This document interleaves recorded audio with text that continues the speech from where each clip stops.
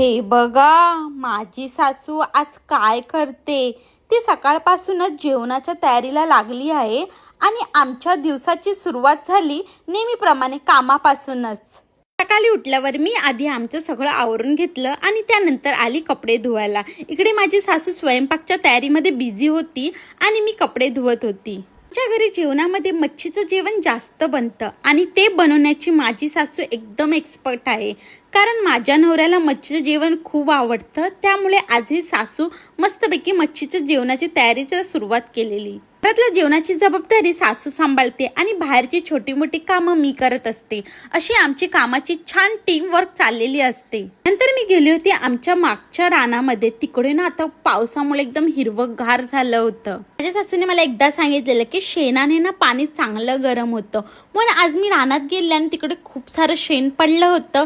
मग मी सगळं शेण जमा करून आणलेलं. शेणे फक्त इंधनासाठी नाही तर ते खत म्हणून पण वापरतात, त्यामुळे पिकांना चांगला फायदा होतो. आज आम्हाला खूप सारं शेण आम्हाला भेटलं होतं आणि त्यामुळे सासू पण खूप खुश होणार होती. इकडे माझी सासू पण जेवणाच्या तयारीला लागली होती आणि आजच्या जेवणामध्ये काहीतरी स्पेशल बनणार होतं. ते म्हणजे शिंपल्याची कढी बनवणार होती. शिंपले किती छान आणि फास्ट साफ करते ना, ते बघून कळतं की किती मेहनत करते. याची भाजी पण केली जाते, पण आज माझी सासू मस्तपैकी शिंपल्याची कढी बनवणार होती. जेवणाचं काम चालू असताना आमच्याकडे आज भरपूर माकड आले होते आणि हे माकड काही झाडाची फळं ठेवत नाही, सगळं खाऊन टाकतात. माकडं आली ना की माझी सासू काही काम करत असून दे, ती लगेच माकडांना पळवायला जाते.